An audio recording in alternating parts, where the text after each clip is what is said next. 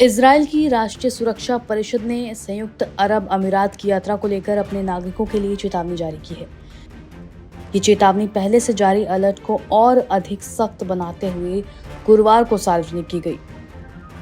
खास तौर पर वो इजरायली नागरिक जो वर्तमान में यूएई में रह रहे हैं या वहां जाने की योजना बना रहे हैं, उन्हें साफ तौर पर सावधानी बरतने को कहा गया है। एनएससी ने कहा कि यह फैसला मौजूदा वैश्विक हालात और खुफिया सूचनाओं के आधार पर लिया गया है। एजेंसी का मानना है कि इस समय ईरान, हमास, हिजबुल्लाह और अन्य आतंकी संगठन इजरायल के खिलाफ अपने रुख में पहले से कहीं अधिक आक्रामक हो चुके हैं। इन संगठनों द्वारा विदेशों में रह रहे इजरायली नागरिकों को निशाना बनाए जाने की आशंका को अब नजरअंदाज नहीं किया जा सकता।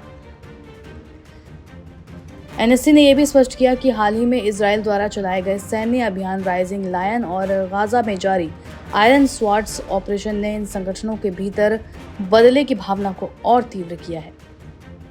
इसके अलावा गाजा में हो रहे भूख अभियान और मानवीय संकट ने इजरायल के खिलाफ नफरत को और भी व्यापक बना दिया है। इन घटनाओं के चलते अब इजरायली नागरिकों की विदेशों में सुरक्षा पहले से कहीं अधिक संवेदनशील और चुनौतीपूर्ण हो गई है। यूएई पहले से ही इजरायल की ग्रेड 3 चेतावनी सूची में शामिल है, जिसका अर्थ है कि वहां केवल जरूरी होने पर ही यात्रा की जाए।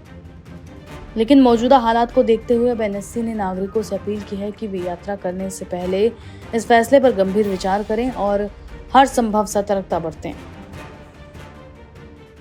Aim right, achieve big. At KR Mangalam University, we provide you the platform to turn your dreams into reality. At KR Mangalam University. ये चेतावनी दरअसल 13 जून 2025 से जुड़ी है, जिसमें इजरायल ने अचानक ईरान पर हवाई हमला किया था। इस हमले में ईरान के कई शीर्ष सैन्य अधिकारी, वैज्ञानिक और नागरिक मारे गए थे। नेतन्याहू सरकार का दावा था कि ये कार्रवाई ईरान के परमाणु कार्यक्रम को निष्क्रिय करने के उद्देश्य से की गई। हालांकि इसके जवाब में ईरान ने भी मिसाइल दागे और इजरायल के भीतर भारी तबाही हुई, जो अपने अस्तित्व के आने के बाद अब तक की सबसे गंभीर तबाही मानी जा रही है।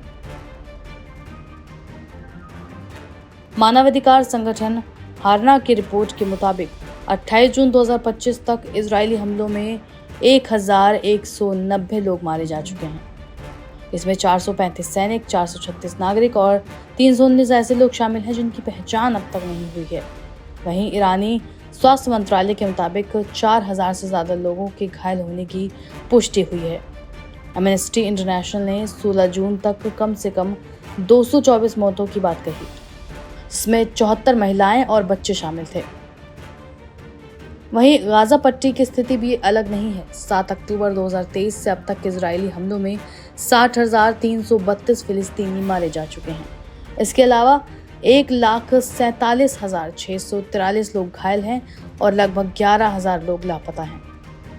इजरायली सेना की ओर से की जा रही नाकेबंदी के कारण गाजा में मानवीय सहायता पहुंचना लगभग अब असंभव हो गया है, जिससे वहां के हालात लगातार बिगड़ते जा रहे हैं।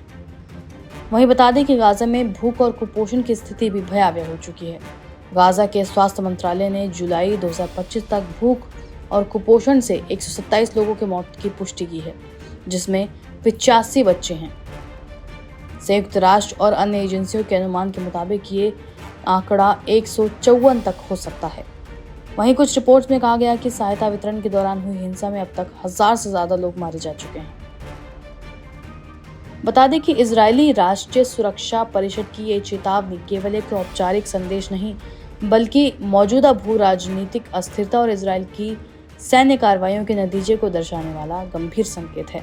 आने वाले दिनों में हालात कैसे मोड़ लेते हैं, कि अब केवल खुफिया एजेंसियों में नहीं बल्कि वैश्विक नेतृत्व के विवेक पर भी निर्भर करेगा।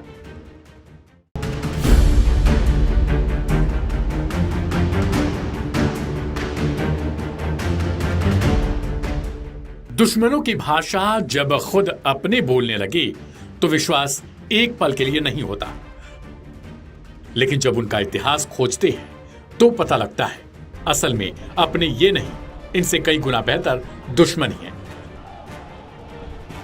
तुर्की ने हमास को ऐसा झटका दे दिया जिसके बाद तुर्की पसंद लोग भी सोचने पर मजबूर हो जाएंगे। हमास जो गाजा की रक्षा के लिए लगातार लड़ने का दावा करता रहा और अपनी आखिरी सांस तक गाजा को इसराइल के आगे परोसने से मना कर चुका है। अपने हजारों लड़ाकों को गंवाने के बावजूद भी घुटने नहीं टेके। उसे लेकर तुर्की ने कुछ ऐसा कर दिया जिसके बाद तुर्की की मंशा पर भी सवालिया निशान खड़े हो गए। तुर्की जो सालों से हमास का खुला समर्थन करता रहा, अब उसी संगठन से दूरी बना रहा है। राष्ट्रपति रेचेप तैयब एर्दोगान ने, जिन्होंने हमास को भूमिपुत्र और प्रतिरोध का प्रतीक बताया था, अब उनके संगठन से हथियार डालने और गाजा से हटने की मांग कर रहा है। यह बदलाव अचानक नहीं, बल्कि न्यूयॉर्क में हुए एक बड़े संयुक्त राष्ट्र सम्मेलन के बाद आया, जहां सऊदी अरब की अगुवाई में 16 अरब देशों ने 2 राष्ट्र सिद्धांत के समर्थन में एक प्रस्ताव पर हस्ताक्षर किए। इस प्रस्ताव का मकसद फिलिस्तीन को एक स्वतंत्र देश के रूप में मान्यता दिलाना है, लेकिन शर्त यह है हमास जैसी सैन्य ताकतों को नए फिलिस्तीन की सत्ता से बाहर रखा जाए।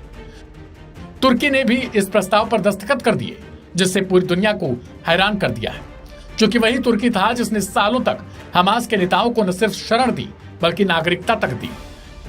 इस यूटर्न को लेकर सवाल खड़े हो गए, क्या तुर्की ने हमास से धोखा कर दिया या यह एक रणनीतिक बदलाव है? असल में इस बदलाव के पीछे सिर्फ विचारधारा नहीं, कूटनीति और वैश्विक दबाव का बड़ा खेल है। Aim right, achieve big. At KR Mangalam University, we provide you the platform to turn your dreams into reality. At KR Mangalam University.